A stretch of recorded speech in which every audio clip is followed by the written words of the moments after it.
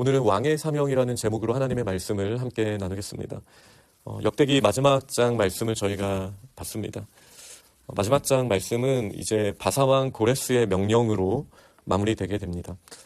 그렇다고 해서 저희가 이 끝에 대해서 전혀 예상하지 못한 것은 아니었습니다. 역대기는 처음부터 이제 아담부터 하나님께서 어떠한 왕들과 리더십들을 세우셨는지 그 족보에 대해서 쭉 나옵니다. 그러다가 이제 그렇게 멀리 가지 않아서 앞부분에 9장 정도였던 것 같은데요. 앞부분에 바벨론에 사로잡혔다가 이제 돌아온 리더십들에 대한 족보가 기록되었던 것을 저희가 알고 있습니다. 그러니 이제 역대기는 처음부터 포로에서 돌아오고 나서 그 돌아온 공동체에게 주신 하나님의 말씀이었음을 저희는 알고 계속 묵상을 해왔습니다. 그러면서 이제 계속 기록된 것은 수많은 왕들과 리더십들이 있었지만 그들이 결국 하나님의 말씀을 청종하지 않고 또 하나님의 예배에 그 무게중심을 두지 않았을 때, 우상숭배에 빠졌을 때 하나님의 언약에 따라 어떠한 심판을 즉각적으로 받아왔는지가 잘 기록되었던 말씀이 바로 이 역대기 말씀이라고 할 수 있습니다. 오늘 본문만 봐도 이 짧은 한 장에 한 7명쯤 되는 왕들의 이름이 기술됩니다. 이 요시야의 아들이라는 말까지 포함을 하면 8명의 왕이라고도 할 수 있습니다.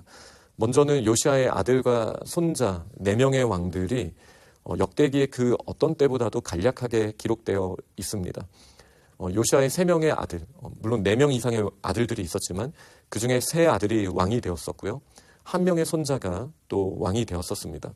그러니 짧지 않은 불과 몇십 년밖에 안 되는 이 기간에 30년이 안 되겠죠. 이 짧은 기간에 4명이나 왕이 바뀌었던 이 사이에 그럼 다른 열왕들은 어떤 상황이었습니까? 요시야 때 아수르가 여전히 잔재하고 있었지만 바벨론과 애굽이 힘을 서로 겨루고 키우고 있었던 상황이었습니다. 애굽에서는 느고 왕이 또 바벨론에서는 이 느부갓네살 왕이 힘을 다하여 영토를 확장하려고 하고 있었고 유다는 그 사이에서 정말 초라한 모습으로 비춰지고 있습니다. 그 사이에 이 4명의 왕들, 3명의 요시야의 아들과 또 1명의 아들, 1명의 손자는 여호야김의 아들인 여호야긴. 이 짧은 기간, 짧게는 3개월 혹은 3개월 10일 혹은 11년 이렇게 굉장히 짧은 기간 동안 왕이 되면서 그들에 대한 평가는 악을 행하였다라는 표현이 반복적으로 기록됩니다. 가장 어린 그리고 이 대수로 따지더라도 요시야의 손자인 여호야긴의 경우 이제 8세의 왕이 되었다라고 역대기에는 기록이 되어 있고 열왕기서에는 18세의 왕이 되었다라고 기록이 되어 있습니다. 그러나 그가 8세였든 18세였든 그의 어린 나이에도 불구하고 그에 대한 평가는 여호와 보시기에 악을 행하였다라는 평가입니다. 그러니 이 왕들이 하나님이 기대하시는 또 하나님과 언약을 맺었던 그 다윗의 모습대로 전혀 나아가지 못하고 10왕들 사이에서 눈치를 보거나 아니면 자기의 잔꾀로 어떻게든 살아남아 보려고 했던 모습은 역대기보다 저희가 예전에 묵상했던 예레미야서에 굉장히 자세히 기록이 되어 있다라고 할 수 있습니다.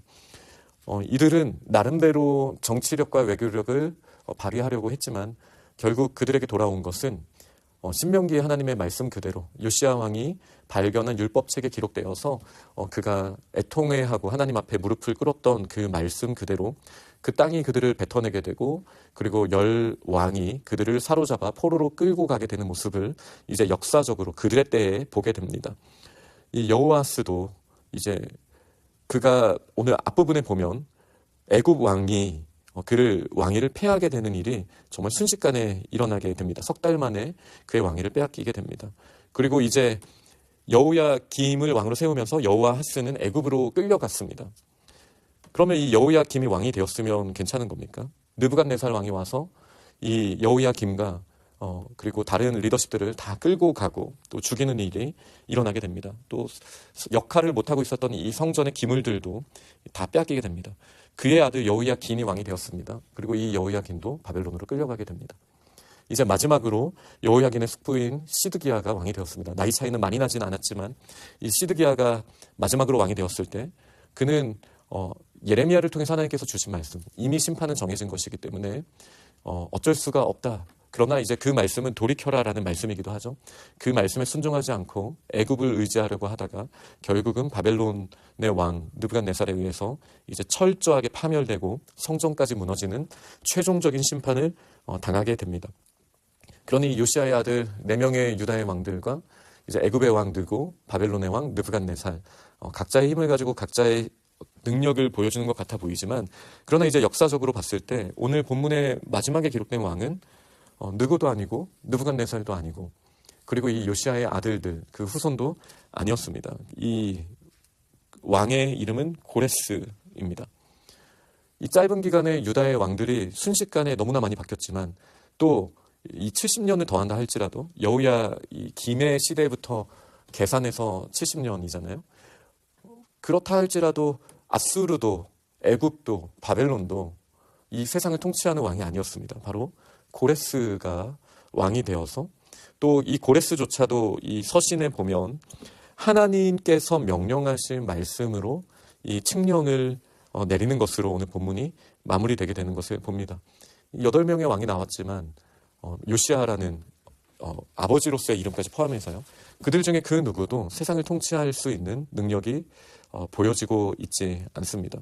그리고 오늘 본문에도 너무나 그 내용이 자세히 잘 나와 있지만, 핵심은 그들은 예배를 세우는 데에 어떠한 도움도 되지 않았던 왕들이었기 때문입니다. 요시아는 빼고 말하는 게 맞을 것 같습니다. 어제까지의 본문이니까요. 지금 나온 4명의 왕, 또 2명의 애굽과 바벨론의 왕, 이들 모두 다 그들의 힘으로는 성전을 더 보수하고 하나님 앞에 예배자로 나아가지 못했던 것을 보게 됩니다.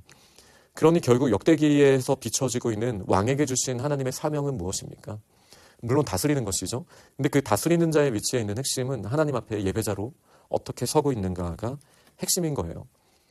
이들 중에 그 누구도 성전을 하나님 앞에서 왕의 모습으로 성전에서의 역할에 대해 관심을 가진 왕이 없었습니다. 결국 그 결과 하나님의 언약 그대로 그들은 쫓겨나고 끌려가고 멸망당하고 파멸당하는 모습이 오늘 본문에 기록되어 있습니다. 이것은 유다가 약소국이어서 그런 게 아닙니다. 애굽도 힘을 잃었고요. 아수르도 멸망했고요. 이 역사 사이에요. 그리고 바벨론도 이 짧은 한 장 사이에 멸망했습니다. 그들이 세상 모든 것을 가진 것 같았지만, 그러나 이 역대기의 스케일은 아담부터 시작되잖아요. 천지를 창조하신 하나님의 역사하심을 봤을 때 이 제국조차 정말 순식간에 사라지는 짧은 운명을 가지고 있다는 것을 이 큰 스케일로 봤을 때는 저희가 볼 수밖에 없는 것이죠. 근데 이 바사왕 고레스가 한 말을 보면 어디서 많이 들은 말 같지 않습니까? 마지막 23절 말씀을 보면 하늘의 신 여호와께서 세상 만국을 내게 주셨고 나에게 명령하여서 유다 예루살렘의 성전을 건축하라 하셨다. 너희 하나님 여호와께서 함께 하시기를 원하노라. 이렇게 이제 바사왕 고레스가 이야기했는데요. 이 말씀의 뼈대는 예수님께서 지상 대명령을 하실 때 쓰셨던 말씀의 뼈대이기도 합니다. 하늘과 땅의 모든 것을 내게 주셨으니 라고 예수님이 말씀하시잖아요. 이게 이제 고레스가 말한 이 말의 고백의 뼈대 위에 주님께서 하신 말씀인 것이죠. 그리고 그때 이제 예수님께서 주신 말씀은 땅 끝까지 이르러 내 증인이 되라라고, 모든 민족을 제자로 삼으라, 이런 열방 끝까지 나아가는 그 명령을 사명으로, 지상대의 명령으로 주셨다면, 이 고레스의 말도 칙령도 사실 맥락은 맞닿아 있습니다. 다만 예수님이 십자가를 지시기 전의 사건이 있기 때문에 유다 예루살렘의 성전을 건축하라라는 역사적인 상황 가운데 그런 명령을 주신 것이죠. 그러나 예수님께서 성전을 허물고 다시 부활하신 이후에 이 성전의 건축은 땅끝까지 이르러 예수 그리스도의 증인이 되는 것, 그리고 그리스도의 제자를 삼는 것이 바로 이 지상 대명령에 맞닿아 있습니다. 이 바사왕 고레스의 입술을 통해서도, 이제 선지자들을 통해서는 기름 부은 종 고레스라는 표현을 이사야를 통해서도 하시지 않았습니까?